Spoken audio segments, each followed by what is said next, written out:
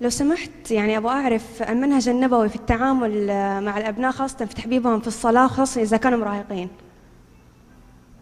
عيدي على مهل. المنهج النبوي في تحبيب الأبناء للصلاة وخاصة إذا كانوا مراهقين. النبي عليه الصلاة والسلام شكراً. قال مرهم بالصلاة ل7 واضربوهم عليها ل10 وفرقوا بينهم بالمضاجع، رواه بعض أصحاب السنن. المراد من هذا نبدأ أولا بزيادة معرفتهم بالله والإكثار من الحديث عن رسول الله صلى الله عليه وسلم الذي تقبله القلوب محبة. يعني لا تحدث عن المعارك، حدثه عن سيرته، عن هيئته، عن خلقه، عن خلقه صلى الله عليه وسلم. حدثه عن سور الكهف ومريم مما يناسب حاله. إذا رزق الابن أو الابنة محبة الله في القلب تصبح الصلاة يسيرة عليه، لكن إن فقد هذا حتى لو آتى الصلاة على مرأى من عينيك تبقى الصلاة بالنسبة له شيئا ثقيلا، وليس هذا مقصودا شرعيا.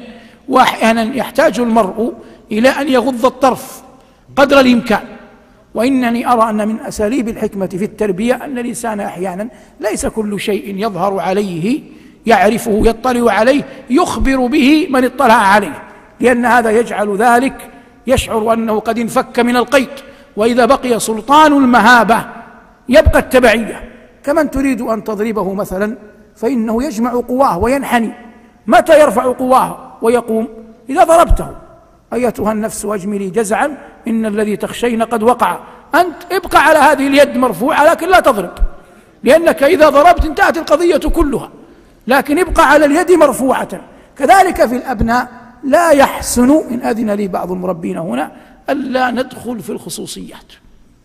ابقي لكل أحد حرمة له، خصوصية له، لا تقربها أيا كان حاله.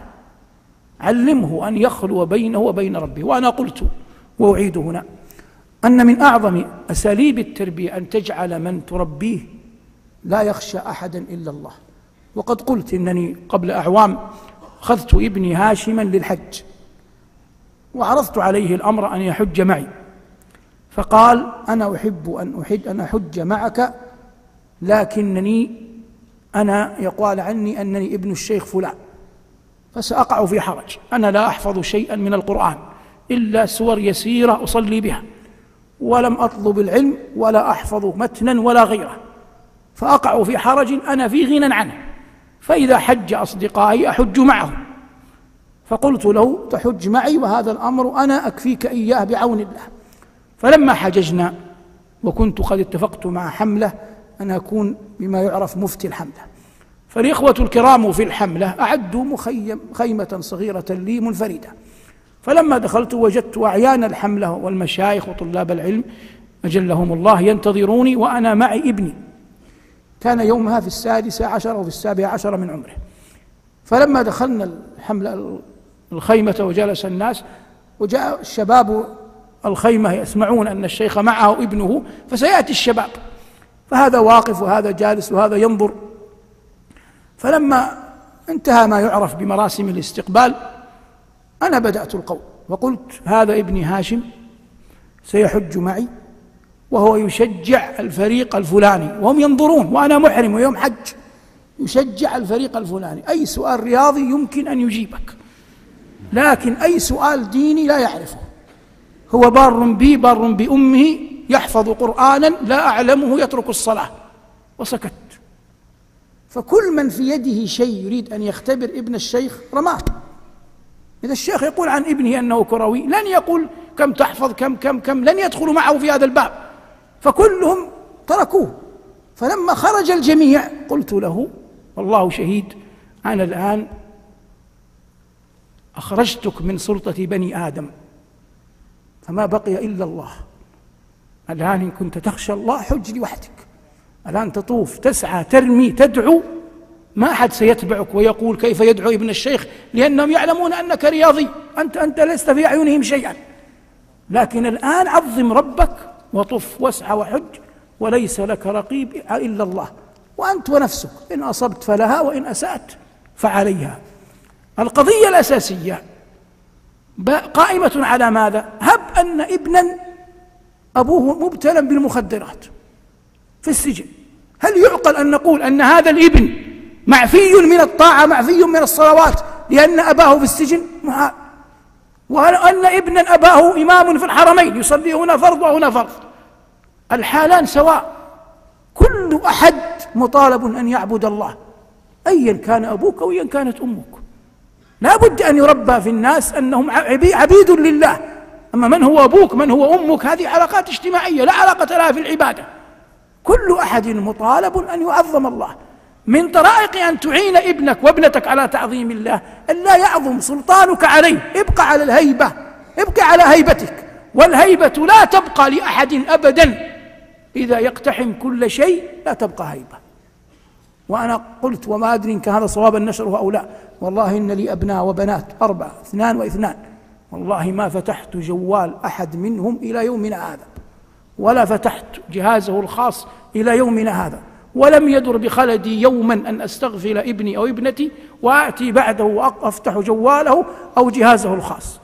لا بد أن يجعل للناس حرمة خصوصية ما يحق لنا أن نقتحمها، ولو كان ابنك ولو كان ابنتك. إن غلب على ابنك على ظنك أن ابنك أو ابنتك أساءت خذه وعظه من غير أن تكشف الغطاء. الغطاء إذا انكشف يجرئ الأبناء والبنات على المعاصي، وأن تكون واقعيا لا تعيش في خيالات. أنت أخوك الأصغر في 4 ابتدائي وأنت طالب في المرحلة الثانوية، وبلغك أن أخاك يشرب الدخان، لا يغرنك أصحابك تأتي كأنك أسد أمام الناس، رأيتك علمتك أخبرني فلان تضربه، بعد ذلك أنت ضربته وأخبرته وانتهت القضية. جاء يوم ثاني أخرج السيجارة، قال له صديقه أخوك فلان جاء، يقول بكل بساطة يدري ضربني من قبل وأخذت الحلقة ويكمل. لكن لو يعلم أنك لا تعلم لأبقى على الهيبة. كذلك متى يبقى طريق التوبة مشرع؟ إذ لم يعلم الناس بالذنب. إذ لم يعلم الناس بالذنب يشعر الإنسان بأنه مقبل على التوبة. لكن إذا كان الإنسان كل الناس تعرف أنه عصى، كل الناس شاع في الناس أنه وقع منه كذا وكذا، يبقى مسألة التوبة في ذهنه خافية قليلة.